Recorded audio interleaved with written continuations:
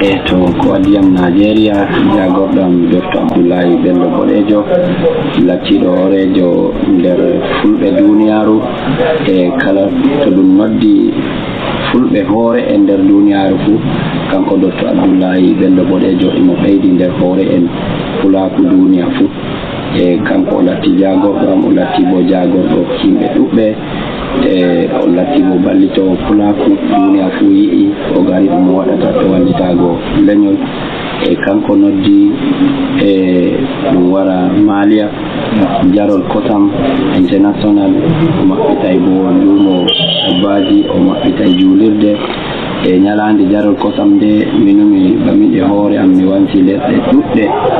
mi yi kala leddi fuu ɓe ngoodi fina tawa ɓe kolla al'adaji e ɗum woodi irin bana majum to amma miraari ɗo nder Nigeria kanko woni gadduɗo ɗum o waddi ɗum bo ngam o wallito fulɓe ngara andotira ngaɗa ñalande welde kolla al'ada mu'en jara kosam ɗum fina tawa al'adaji fina tawa e ngoodi woɓɓe ngara e sabbi kolla en nane no ɗum waɗayno woɓɓe ngara e tumbuɗe woɓɓe ngara e jomolli e daaɗe woɓɓe fuu kooti nder gure to na ɓe ladde ngarata kolla ɓe e ko wonno nane goɗɗum fuu majja e kanko Dr. Abdoulaye Bello Boɗejo horejo ɓungiyam yetti Allah kawtal hoore e o noddi jama'are wara yara kosam yimɓe ummake leɗɗe feere feere ngari min bo min woni gimowo maako horejo dole mi wara mi tawe e nokkure nden ngam jaɓɓago jama'are mi hollaɓe seyo am mi hollaɓe min bo e ɗume mi takkani Fulako Afrika na to ɗume taskonoyɗa nde e moftode den ɗume ɓuri welkoma nde garɗa nde moftode nde ñalande yakki kosay maɓɓutuki lumo ko ɓuri welgoyam e majum mi yi'i Fulaku o noddi Fulaku e yimɓe fuu notake o tuli fuu ngari e ɗum maɓɓiti julirde koma julirde nde o ñiɓi hunde julɓe Allah o ñiɓani yimɓe ngari maɓɓiti julirde e lumo nayi maɓɓitama ɗum ngo wallitago soroɓe ema sodoɓe hande billaji maɓɓe ɗiɓe gontiri woɓɓe tawa dilla nokkuje dayiɗe nden keɓa sora nden soda ko ñamata ko soda ko ɓornuto amma o hippiti o wi accu o maɓɓita lumo ngon ngam hoytinana jamare kuma dow lawol ngo woni gaddowo nayi mum e mota wadde gaddowo nayi muɗum e kotte wadde e lumo ngo maɓɓita ko ɓuri pottango mi tawi al'adaji feere feere ngari e ñalande nde to hayra ɗum ɓawo hertaki nde ñalande heddi ko nde yetto balɗe 5 e ɗum heɓi kubaru dow jogaki hanko horejo mi yetti Allah Dr. Abdoulaye Bello Boɗejo to ko nanuɗa de garuɗa nde moftorde e a tawamo to wallahi mi wawa mi timmina ko mi nani nder ɓernda ngam e ɗum welayiyam ko waɗi ɗum welayiyam bo o latti horejo andaɗo nder lesdi Nigeria e andaɗo bo nder duniyaru e o noddi bo mottorde hawtitirde ngam jama'are wara hawta waɗa seyo kuma jama'are notake mo wi'i mo ɗon ɓe o wala ɗon fuu ɓe ngaray ɓe ngaɗa seyo ngo ngam ɗum warti tilas amma kanko min ngari min tawa e mo e soyde tawgo mo ɗum welayi min e waɗi ɗum welayi min bo kanko woni horejo kanko noddi min min ngari bo min tawa e mo min nani e wala ɗo to minni komi wawata mi toro mawɓe fulɓe Nigeria ko bo gomnati Nigeria e ɓi adama ñande ha o tawa e moɗon omo wondi e moɗon e doole o woodi ko yahata sey ɗum tefa ɗum jooɗoɗo ɗum yewta ɗum hefta ɗume on yahata e ɗum ɓuray woɗugo ɗum ɓuray waddango en jonde jam e ko ɗume yimɓe gaɗata to jahiri ɗum ɓe mutunci ɓe adalci hawsare wi ayi minon fulfulde Cameroun min ɗuuɗa wollugo hawsare e mawɓe pulaku Nigeria mi toro on useni kawtal hoore torde am e moɗon ni kawtal hoore ngal e hande ɗum onon jango bo ɗum ɓikkoy hande ɗum enen jango ɗum ɓikkoy meɗen to en gi enen noon no gonirɗen sende men laawol lamgol ngam jango ɓikkoy meɗen bo ngara tokkalngol jooɗo jam goɗɗo to ha o lattike o mawɗo nder moɗon onon ma on mawɓe on andimo emo andi on kuma on andi daraja maako on andi jama'are maako to woodi ko o waɗi ko ɗum yahanayi on e haani tefonmo jooɗo ɗon be maako hakkunde moɗon mitin e woodi ɗum yimɓe foti jooɗo mbo'ina ko ɗume koma to ɓi adama o waɗani on aybe kanko o foti o hippitata ko o waɗi ɗum aybe dow moɗon onon ɓen sey joɗɗinon mo kollon mo aybe ngam ɓingel adama ɓurayi wala ɓurɗo sembe waɗugo aybe koma bana minon min anda ɗum woni aybe maako bana minon huwoɓe ɓe huudoɓe ɓe maako min anda ɗum woni aybe maako kuma duniyaru warundu moftorde nde fuu momin ƴami fuu wiya min anda ɗum woni aybe Dr. Abdoulahi Bello Boɗejo ɗum waɗi min mamaki ɗum hayɗini min temma e nangue ɗum welayi min bo ɗum welata min min ngari no ngam min seyo warti min ngari min seyaki ngam to on daari ni bana min no yimoɓe mawɓe waruɓe ko yimugo min gimayi ngam min ngala seyo nder ɓerɗe amin min notike noddango amma min ngala seyo ngo min daroto min gima yeeso jamare min mbawata min gima kanko hoorejo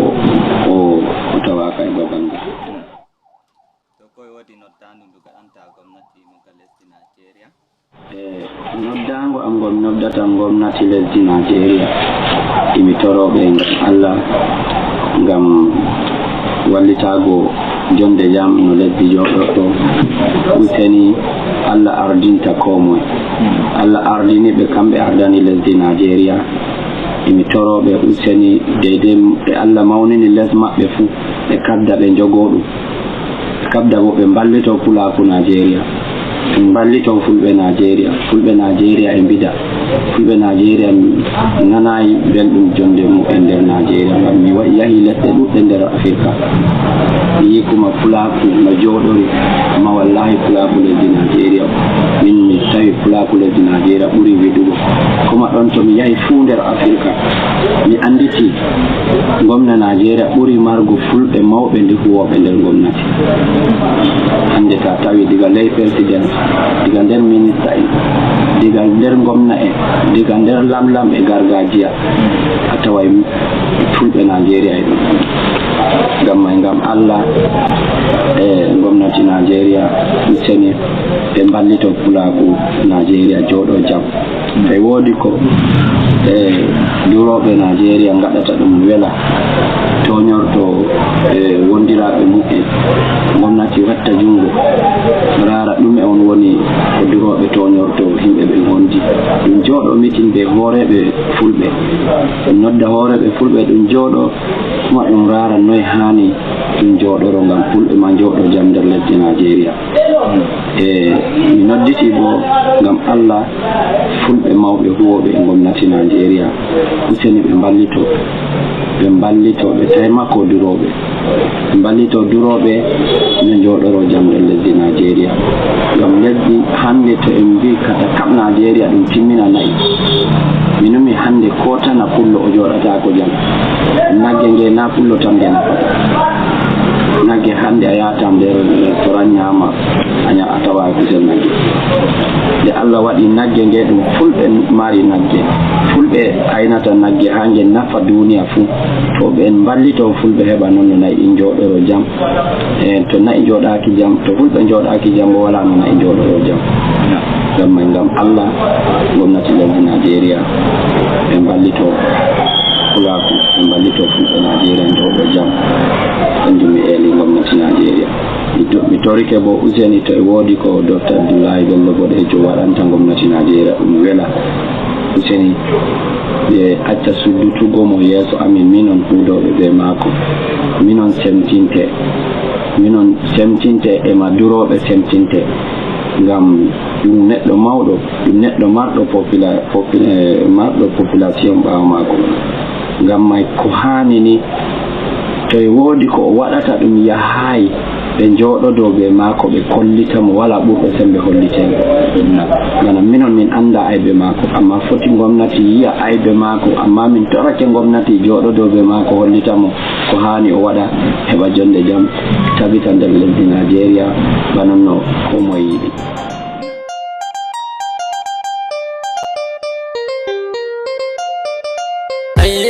Jamaje hande bo weti weli mi wari mi don mari nelal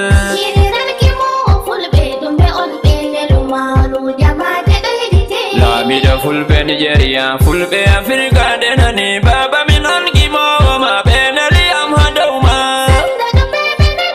ɓe neliyam mi wiyama nde alamiɗo fulɓe ha lesdi Nigeria fulɓe Nigeria giɗima nden bo ɓe getti kuuɗe ma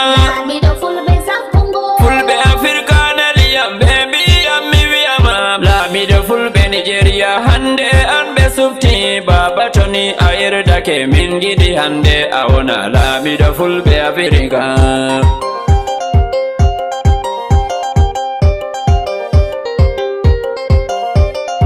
Alhaji Bello Bodejo lamiɗo fulɓe Nigeria min giɗi hande a wona lamiɗo fulɓe Afrika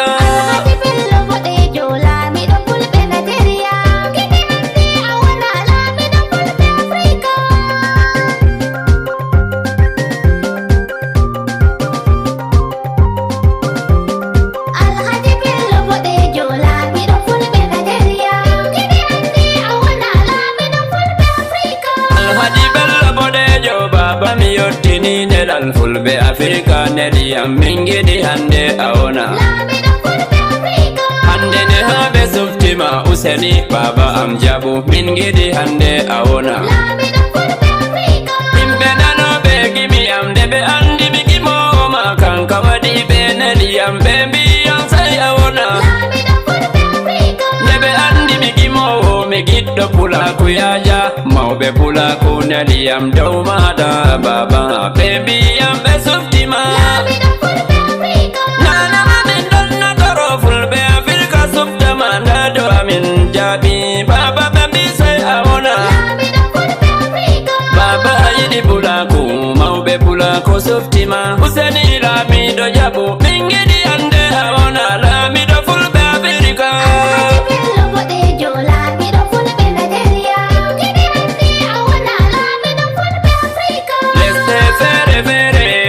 pulaku yari en to en jotti ɓe jaɓɓore lamiɗo fulɓe Afrika min bo ɓe jaɓɓoroyam sanda gimowo fulɓe lesdi Afrika hande yiɗɓe pulaku gawti dole pulaku yaja fulɓe en bollugoga en gawte torodel lamiɗo fulɓe sannu baba useni toni a jaɓi min giɗi hande a wona lamiɗo fulɓe Afrika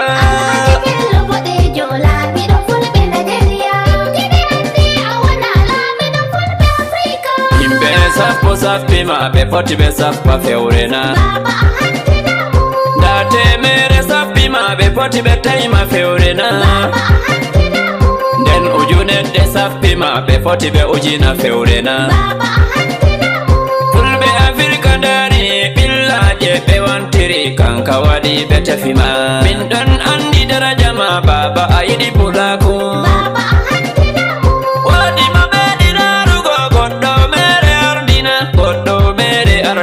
ko waɗi ha min suftima ngam min ɗo andi darde ma